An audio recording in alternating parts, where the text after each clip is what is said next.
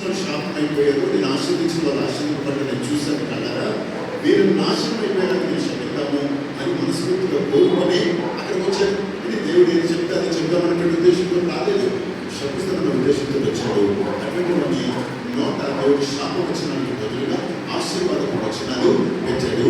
అంటున్నాడు, ఏమని శపించగలను దేవుడు శపించలేదు, ఏమని భయపెట్టగలను దేవుడు భయపెట్టలేదు. అలాగే యాకోబులో ఏ దోషమును కనగలేదు, ఇశ్రాయేలులో ఏ వంకరతను చూడలేదు. నాకు మొదటిసారి ఈ వాక్యం చదువుతున్నప్పుడు నాకు చాలా ఆశ్చర్యం అనిపించింది, చాలా అద్భుతం అనిపించింది. అంటే దేవునికి యాకోబులో ఏ దోషము కనిపించలేదా, దేవునికి ఇశ్రాయేలులో ఏ వంకరతను కూడా కనిపించలేదా అనేది నాకు చాలా ఆశ్చర్యం అనిపించింది.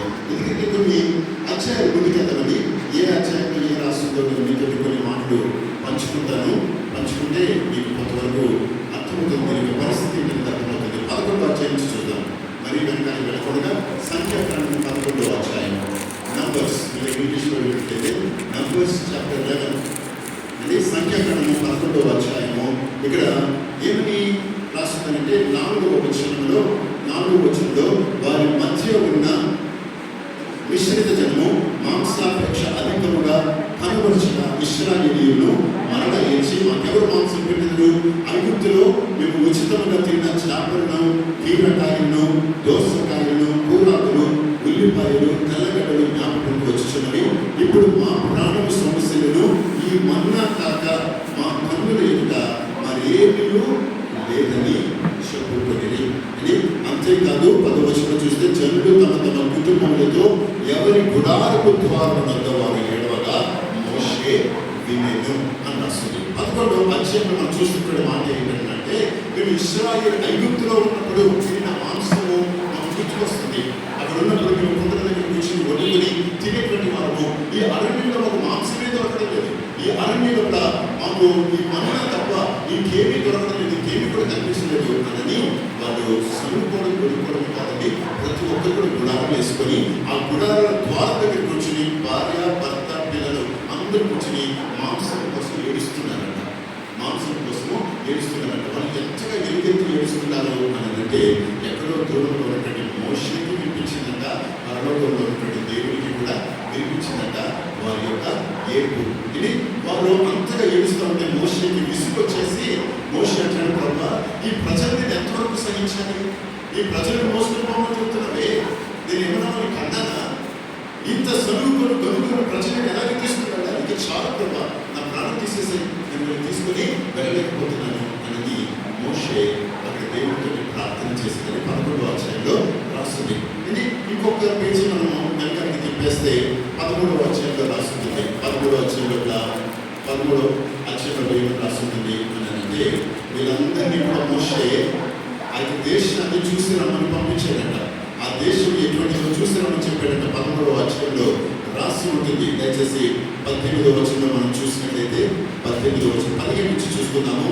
మోషే కానాను దేశంలో సంచరించి చూచుటకు వారిని పంపినప్పుడు వారితో ఇట్లను, మీరు ధైర్యము తెచ్చుకొని దాని దక్షిణ దిక్కును ప్రవేశించి ఆ కొండ ఎక్కి ఆ దేశము ఎక్కిదో దానిలో నివసించి జనము పరము గలవారో పరము లేదో, కొంచెమైందో విస్తారమైనదో, వారు నివసించే భూమి ఎట్టిదో అది మంచిదో చెడ్డదో, వారు నివసించే పట్టణంలో ఎట్టిదో, వారు గుడారంలో నివసించుదురో కోటలలో నివసించుదురో, ఆ భూమి సారమైనదో నిస్సారమైనదో, దాంట్లో చెట్లున్నవో లేవో కనిపెట్టబడను, మరియు మీరు ఆ దేశపు పంటలో కొన్ని తీసుకొని రండి చెప్పాను అని మోషే ఆ ప్రజలను పంపిస్తున్నాడు. ఏడ్చుకుంటూ వచ్చాక దగ్గర వరకు అక్కడి వరకు వచ్చిన తర్వాత మోషే ఆ దేశంలోకి వెళ్ళమంటే 12 మందిని పంపిస్తే ఆ 12 మంది ఆ దేశంలో చెడ్డవార్త తీసుకొచ్చి ఈ దేశము ఆ దేశంలో 31వ వచనంలో వారు తీసుకొచ్చినటువంటి వార్త రాస్తుంది. వారు ఏమి వార్త తీసుకుని వచ్చారు, అయితే అతనితో కూడా పోయిన ఆ మనుష్యులు, ఆ జనులు మనకంటే బలవంతులు, మనము వారి మీదకి పోచాము అని, మరియు వారు తాము సంచరించి చూసిన దేశం గురించి ఇశ్రాయేలుతో చెడ్డ సమాచారం చెప్పి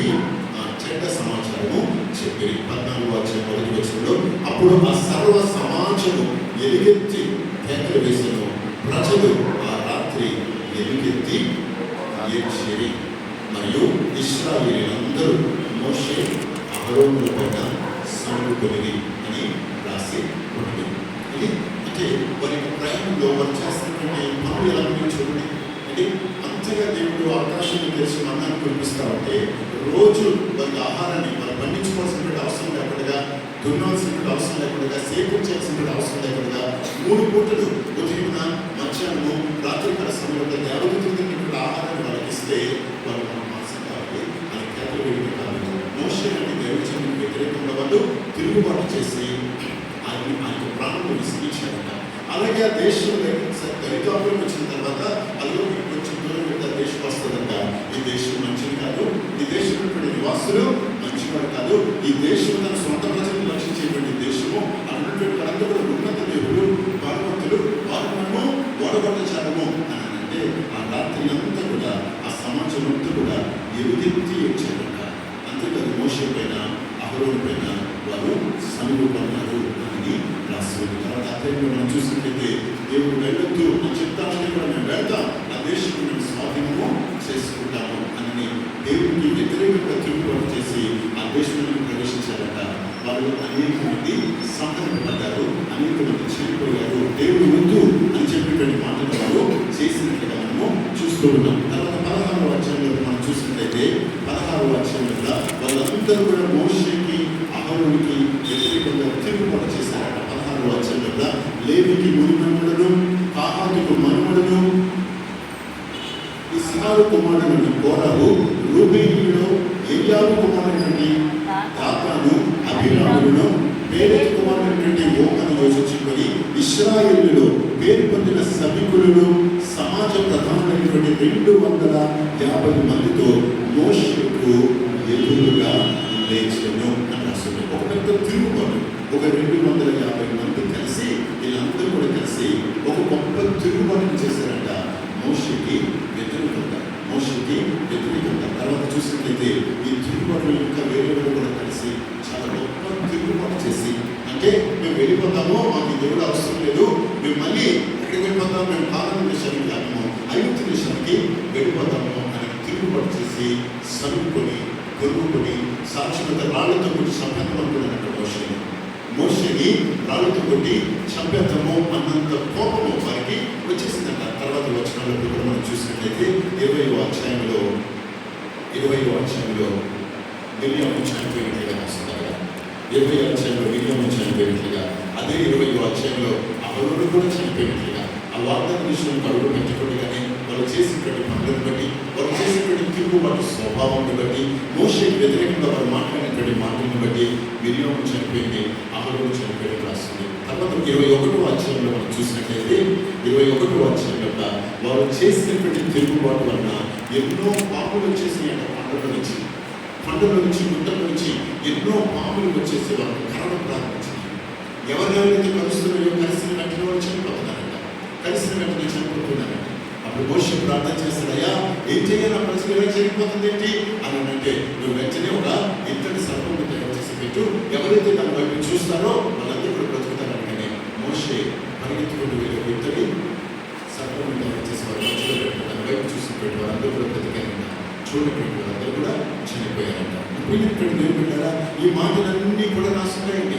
ఈ మాటలన్నీ కూడా దేనికి, ఈ మాటకి ముందు ఇవన్నీ కూడా మాటలు రాస్తుంటాయి. అదంతా కూడా చదివిన తర్వాత ఇదంతా కూడా వీళ్ళకి బలహీనతలు, వారు ఏడ్చినటువంటి ఏడుపులు, అంటే వారు మాంసాపేక్ష లేనటువంటి వారి మోషే పని చేసినటువంటి తిరుగుబాటు, వారు గుడాలను కూర్చుని ఏడ్చినటువంటిది, దేవుడి పైన సందేహాన్ని వ్యక్తం చేసినటువంటిది, మళ్ళీ ఒక గుంపుగా ఏర్పాటైపోయి మనం కొత్త నాయకులు పెట్టుకొని మళ్ళీ వెంటనే ఐగుప్తుకు వెళ్ళిపోదామా అని వారు చేసినటువంటి తీర్మానము, ఇది అక్కడ మోషేకి వ్యతిరేకంగా మిర్యాము తిరుగుబాటు చేయడము, అహరోను తిరుగుబాటు చేయడము, అని ఆ ప్రజలందరూ కూడా ఆ దేశానికి సమీపంలో వచ్చిన తర్వాత కూడా దేవుడు ఇక్కడ వరకు తీసుకొచ్చాడు. ఈ దేశము మంచిది కాదు, ఈ దేశ ప్రజలు మంచివారు కాదు అంటే ఆ రాత్రికాల సమయం అంతా కూడా వాళ్ళు ఏడ్చుకుంటూ ఉండడము.